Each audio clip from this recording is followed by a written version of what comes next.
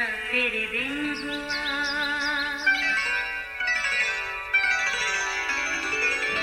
नया फिर दिन हुआ, पुरानी रात का करे सो शुक्र हम खुदा की जात का, खुदा की जात का नया फिर दिन हुआ। आज की आयत, और खुदा ने उनको बरकत दी और कहा, फलो और बढ़ो और ज़मीन को मामूर और महकूम करो, और समंदर की मछलियों और हवा के परिंदों और कुल जानवरों पर जो ज़मीन पर चलते हैं इख्तियार रखो। पैदाइश पहला बाब 28वीं आयत। अजीज़ों, एक आदमी पिंजरे में काफ़ी सारे परिंदे बंद किए सड़क के किनारे दरख्त की छांव में बैठा था। वो खुद तो बड़े सुकून में था, मगर वो परिंदे ऐसी आवाज़ें निकाल रहे थे जैसे वो बड़ी मुश्किल में हों। गौर से देखा, हाँ वाकई वो बड़े अजाब में थे, क्योंकि उनके पिंजरों में ना तो पानी का इंतज़ाम था और ना ही दाने दुनके का। इसी भूख प्यास की वजह से वो शोर मचा रहे थे। सोचा, ऐसे परिंदों को रखना वैसे क्या मंतक है। पता चला कोई मेहरबान अपने सवाब के लिए पैसे देगा तो इनमें से कुछ परिंदे उड़ा दिए जाएंगे। ओह अच्छा, तो ये बात है। ऐसे ही कुछ तफरीगाह में चिड़ियाघर का मुआयना कर लें, रुपए पैसे के लिए जानवरों की नुमाइश की जाती है, मगर ना सफाई का ख्याल, ना बाकायदा खुराक का इंतज़ाम। बेरहमी इतनी कि उन्हें पूरी तरह कुदरती माहौल की सहूलत भी फराहम नहीं की जाती। बेचारे ये जानवर चिड़ियाघर में आने वाले लोगों को अपनी नुमाइश करवा के उन्हें तो खुश कर देते हैं, मगर खुद बुरे हालात में होते हैं।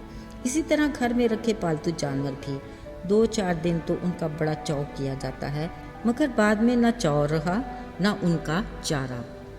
अलावा अजीम बारबरदारी के जानवरों का, यानी गधा, ऊंट, घोड़ा वगैरह, कोई पुरस्कार निहाल नहीं। वो भी अपने मालिकों के रहम व करम पर ज़िंदगी गुजार रहे होते हैं, मगर वफादारी से अपनी खिदमत सर अंजाम देते हैं। बेचारी बेज़ुबान मखलूक, ज़ुबान दराज मखलूक के सामने किस कदर बेबस है, जो इंतहाई अफसोसनाक और सोचने का मकाम है। अजीज़ों, बिलाशुबा खुदा ने इस जहान को बनी नौ इंसान के लिए आरास्ता किया। कायनात की इस तस्वीर में मोहब्बत का जो भी रंग भरा, हर बार कहा अच्छा है। फिर जब उसके हुक्म से सारी कायनात वजूद में आई तो उसने बनी नौ इंसान को इस सारी चीज़ों का इख्तियार दे दिया, यानी चरिंद परिंद, समंदर की मछलियाँ, रेंगने वाले जानवर, यहाँ तक कि दश्ती जानवरों तक उसके इख्तियार में आ गए। अजीज़ों, फिर उसने इंसान को भी बरकत दी और कहा, फलो बढ़ो और ज़मीन को मामूर और महकूम करो। अजीज़ों, खाली खुदा का अपनी तख्लीक की हर शय पर इख्तियार देना कितना बड़ा एजाज़ है। सोचा जाए ये कितनी बड़ी ज़िम्मेदारी है जो खाली खुदा ने इंसान को दी। अब देखना ये है कि इंसान ने अपनी ज़िम्मेदारी को किस हद तक निभाया। परिंदों, पालतू जानवरों और बारबरदारी के जानवरों के साथ इंसान का रवैया और सलूक तो हम देख चुके, जो काबिल मज़म्मत है। याद रहे, जहाँ मुनसिफ खुदा हमसे हमारी और बहुत सारी चीज़ों का हिसाब लेगा, हमारी इस जिम्मेदारी का हिसाब भी मुबर्रा नहीं। हाथ की 5 उंगलियां बराबर नहीं। कुदरत की इस हिकमत को फरामोश नहीं करना चाहिए। खुदा की बस्ती में बहुत से ऐसे मेहरबान हैं जो जाने अनजाने में खुदा के इस इख्तियार की जिम्मेदारी को बड़े एहसन तरीके से पूरी करते हैं। आपने भी देखा होगा, कुछ लोगों ने परिंदों के लिए ऐसी खूबसूरत जगह बनाई है कि अक्ल दंग रह जाती है। वो अपने बच्चों की तरह उन्हें दाना दुनका खिलाते हैं कि बेसाख्ता मुँह से उनके लिए दुआ निकलती है। अलावा अजीब पालतू जानवरों के ऐसे ठिकाने कि खाली खुदा आसमानों से देखकर यकीनन मुस्कुराता होगा।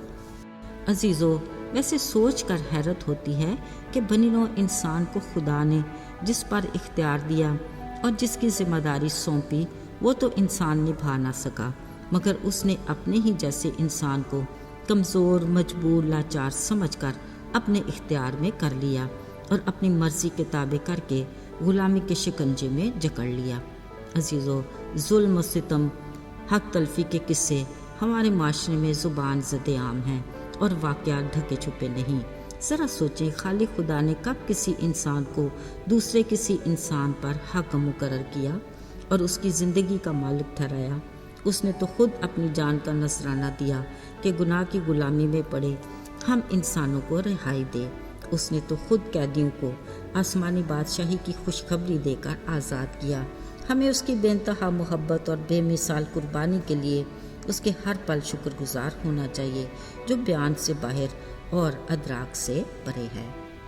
آئیے دعا کریں۔ اے خدا، ہم تیرے شکر گزار ہیں کہ تو نے اپنے بیٹے یسوع کے وسیلے ہمیں باپ کہنے کا حق دیا۔